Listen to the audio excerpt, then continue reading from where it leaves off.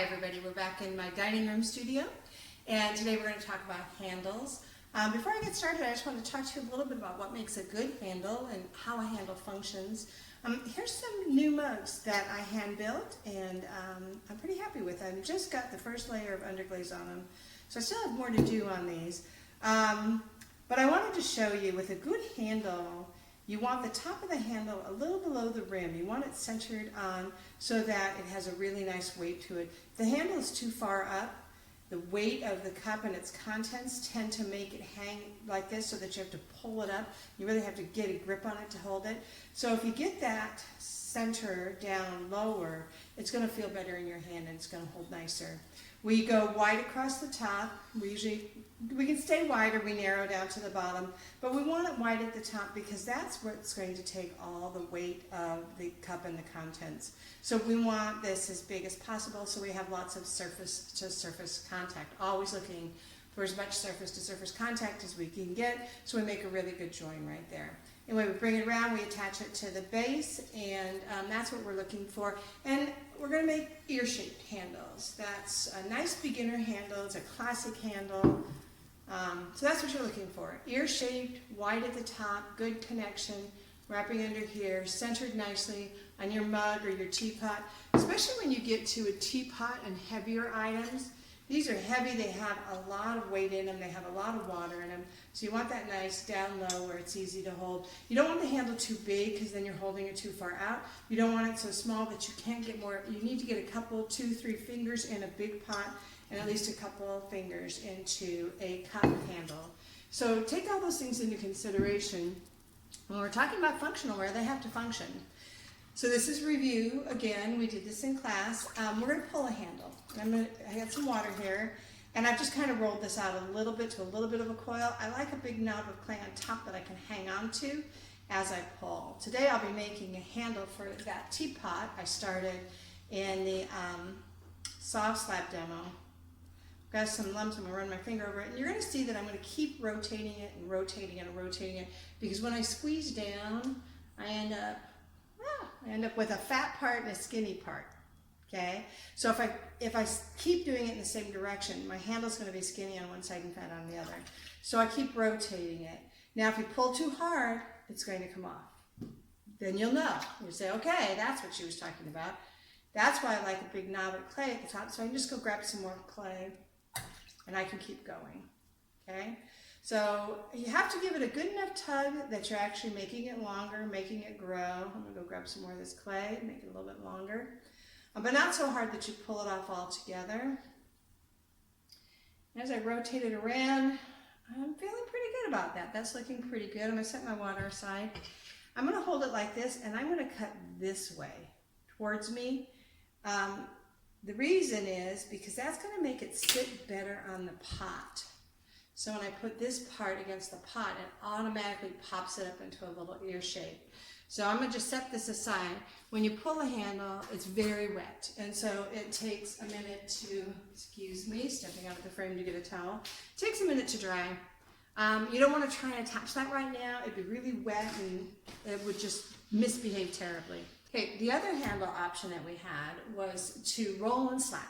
So we're going to do that. I'm going to start by just pulling off a little bit of clay here. Get it smooth and round in my hands. And then I'm going to go and start rolling it out on the board.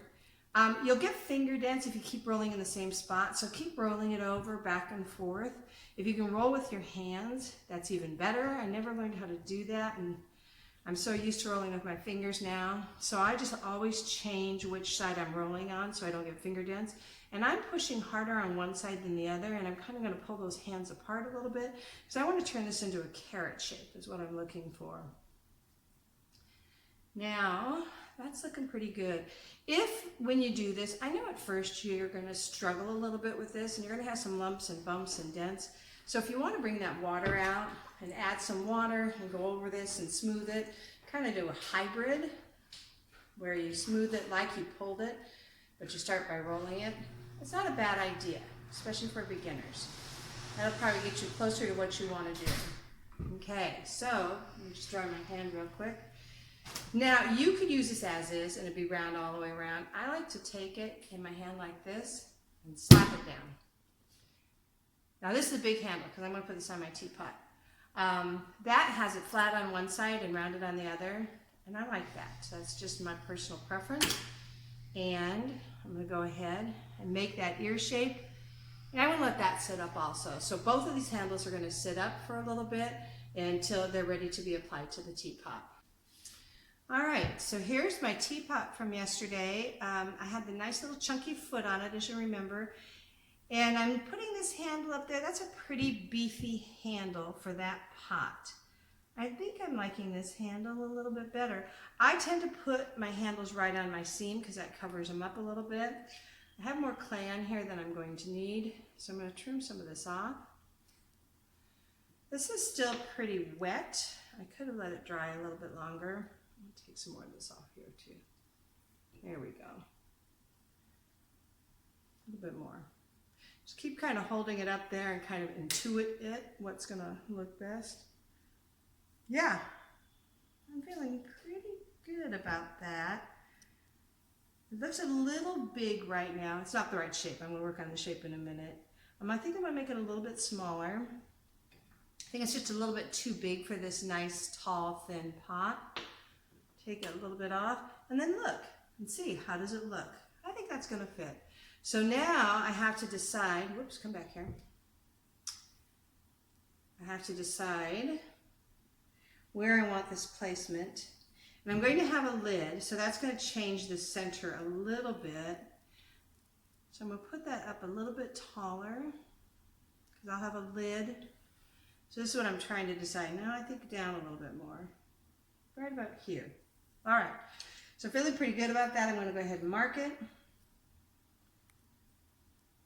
And I'm going to score it.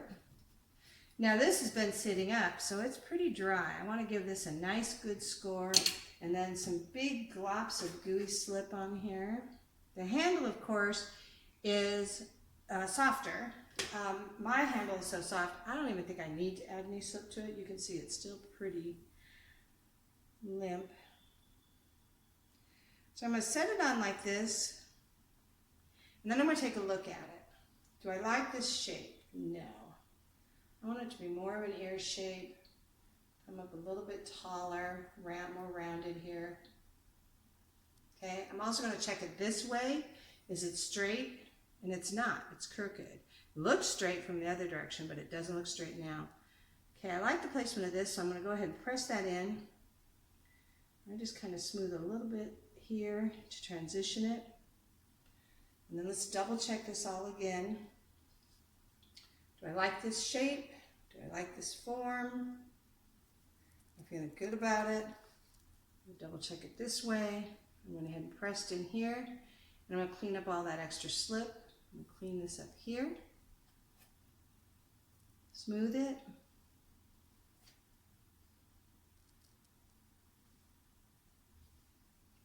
Make sure it's straight. Open it up a little bit more. Get my fingers wet. I'm just going to make sure this is nice and rounded. There, I think. Straighten that up a little bit.